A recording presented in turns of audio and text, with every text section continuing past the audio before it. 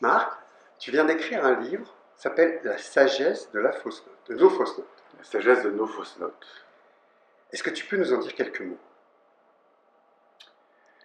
Oui, c'est un livre en fait qui s'appuie sur à la fois j'avais envie de transmettre ce que je transmets. En fait. Voilà, c'est aussi simple que ça.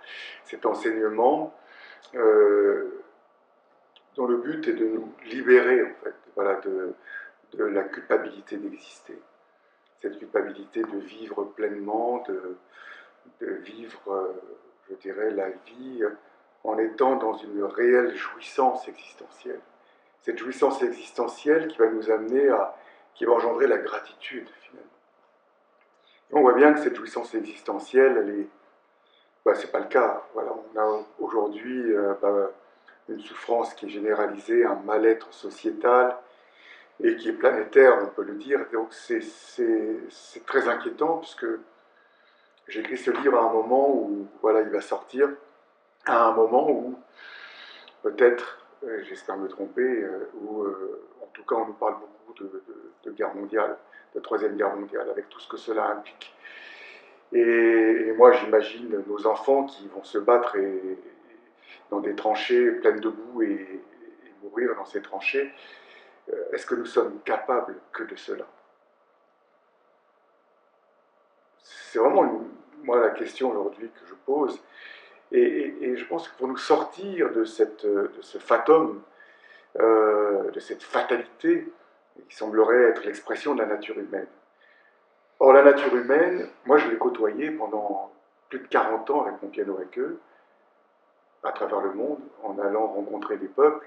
Et franchement, en 40 années, j'ai fait plus de 50 pays, je n'ai jamais été déçu de la nature humaine. Je pense que la nature humaine, voilà, là, dans sa plus grande majorité, c'est l'être humain, il veut donner, il veut partager, il veut l'amour, viscéralement. C'est ça la nature humaine. Donc voilà ce qu'on nous raconte, et je crois que c'est la nature de quelques-uns qui sont très en souffrance et qui, hélas, tiennent les manettes du monde.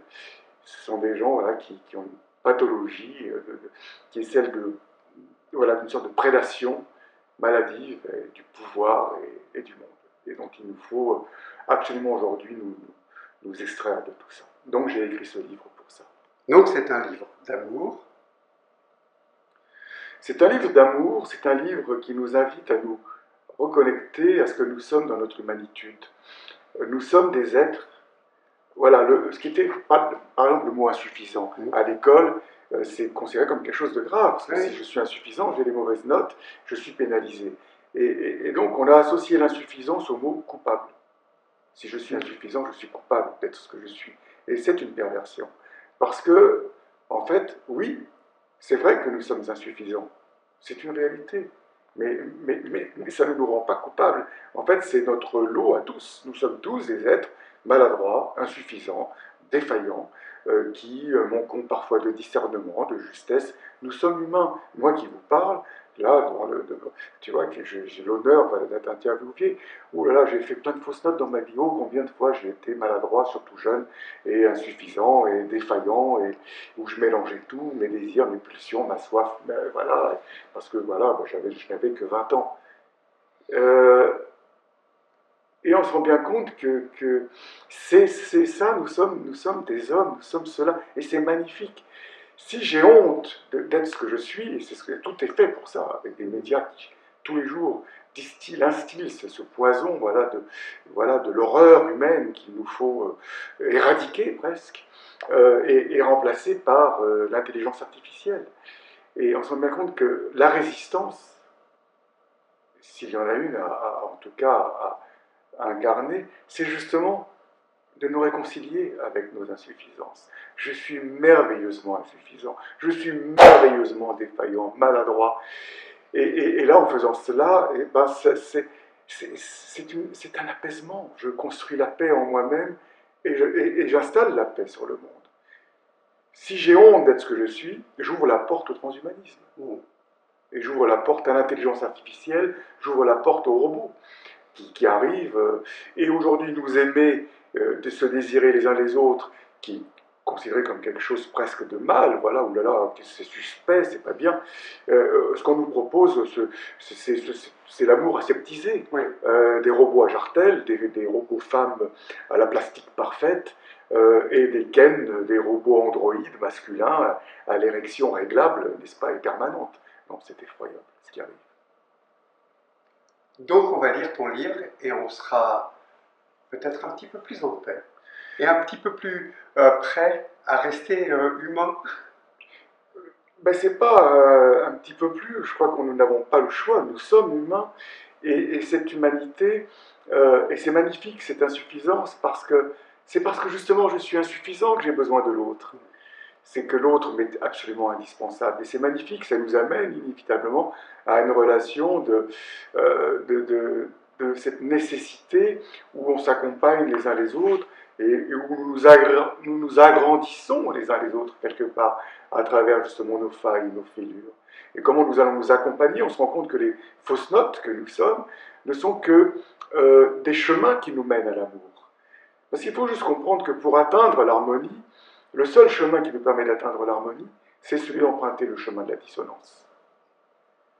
Parce que c'est la dissonance qui nous met en mouvement.